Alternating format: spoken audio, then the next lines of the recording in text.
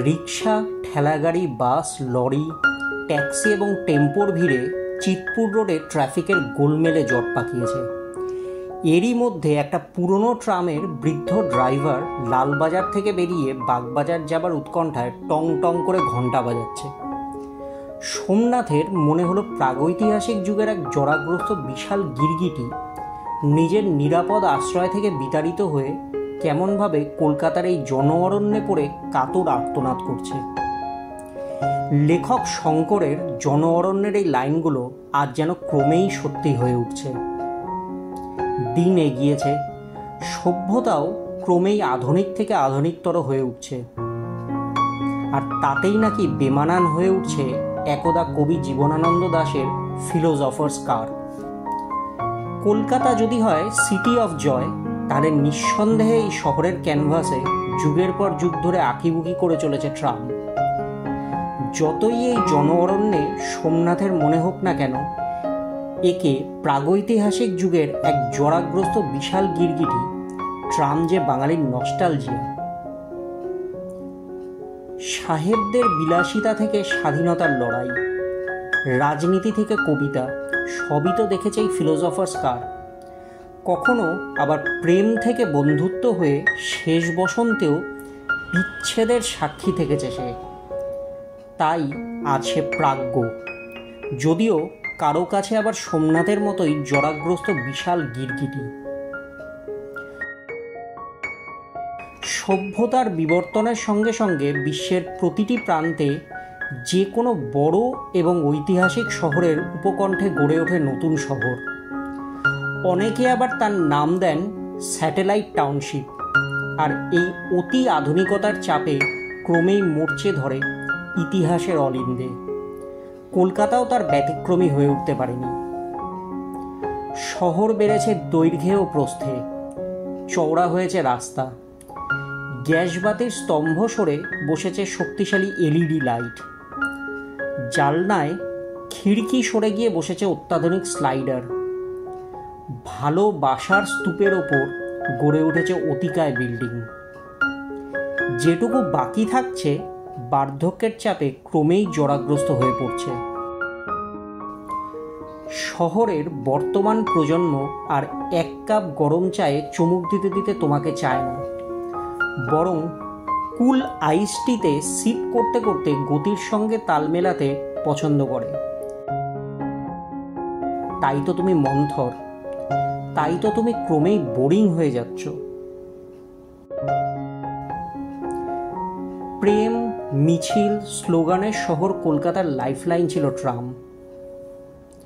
উত্তর থেকে দক্ষিণ, পূর্ব থেকে পশ্চিম, এই শহরের প্রতিটা রাস্তা চেনে ট্রাম। সাহিত্য থেকে গান, রাজনীতি থেকে ময়দানকে এক সূত্রে বেঁধেছে এই ট্রাম। শরীরে যেমন ধমনী থাকে, তেমনি এই কলকাতার ধমনী ছিল 150 বছরের ট্রামের ইতিহাস। শহরের বুকে আগেই আবির্ভাব ঘটলেও আধুনিক ট্রামের গোড়াপত্তন হয়েছিল 27শে মার্চ 1902 সালে। ধর্মতলা থেকে খিদিরপুরের রুটে চলেছিল সেদিনের সেই ট্রাম। ময়দানে সবুজ গালিচা চিরে ছুটে চলতে এই বিশালকায় গিরগিটি তখনও সে জরাগ্রস্ত নয়, বরং ভরা যৌবনের প্রাণচঞ্চল গতিধারা। এরই বছর 2 পর হঠাৎই ব্রিটিশদের বঙ্গভঙ্গের ঘোষণা। গর্জে ওঠে গোটা বঙ্গদেশ, যার এপিসেন্টার ছিল এই কলকাতা। ব্রিটিশ শক্তির বিরুদ্ধে আন্দোলন দিকে দিকে ছড়িয়ে পড়ে। ট্রামে চড়ে বহু স্বাধীনতার আন্দোলন দেখেছিল সেদিনের শহর। 1947 ফ্রিডম অ্যাট মিডনাইট, ভারত স্বাধীন হয়। সেদিনের সেই স্বাধীনতার সাক্ষীও থেকেছে কলকাতার ট্রাম। 1953 সালে ট্রামের ভাড়া বাড়ানোর সিদ্ধান্তে স্তব্ধ হয় বাংলা। সেদিনই বাংলার তৎকালীন বিধানচন্দ্র রায়ের সরকার বুঝেছিলেন এই ট্রাম শুধুই পরিবহনের মাধ্যম নয়, বরং মানুষের আবেগ। এরপর নানা উত্থান পতনের সঙ্গে এই শহরের বুকে গড়ে উঠেছে ট্রামের ইতিহাস। কখনো তা রাজনৈতিক, তো কখনো বৈপ্লবিক। এরই মাঝে কেটে গিয়েছে কয়েক দশক। 1976 সালে রাজ্য সরকারের পরিবহন দপ্তরের হাতে আসে ক্যালকাটা ট্রামওয়েজ কোম্পানি। শুরু হয় ট্রামের সম্প্রসারণ। মৃণাল সেন থেকে সত্যজিৎ রায়ের একাধিক ছবিতে এই ট্রামই হয়ে ওঠে সেন্টার অফ অ্যাট্রাকশন। কিন্তু গত প্রায় এক দশকের বেশি সময় ধরে শহর ও শহরতলির সম্প্রসারণের ফলে ক্রমেই জৌলুস হারিয়েছে ট্রাম। বর্তমান প্রজন্ম ট্রামের ধীরগতির জন্য তাকে পছন্দ করে না। সেই সঙ্গে বেশ কিছু মামলা হয় আদালতে এই ট্রাম পরিষেবা বন্ধ করার দাবিতে। বর্তমান রাজ্য সরকারের তরফেও আদালতে জানানো হয় যে কলকাতার রাস্তায় যানজট এড়াতে বন্ধ করে দেওয়া হচ্ছে ট্রামের পরিষেবা। শুধুমাত্র ধর্মতলা থেকে ময়দান পর্যন্ত পর্যটকদের জন্য একটি জয়রাইড ট্রাম চলবে। 2024 সেপ্টেম্বর মাসে হঠাৎই বন্ধ করে দেওয়া হয় 150 বছরের এই আবেগের চাকা। পরিবহন দপ্তরের তরফে জানানো হয় শহরের বাকি সব রুট থেকে তুলে ফেলা হবে ট্রামের লাইনও।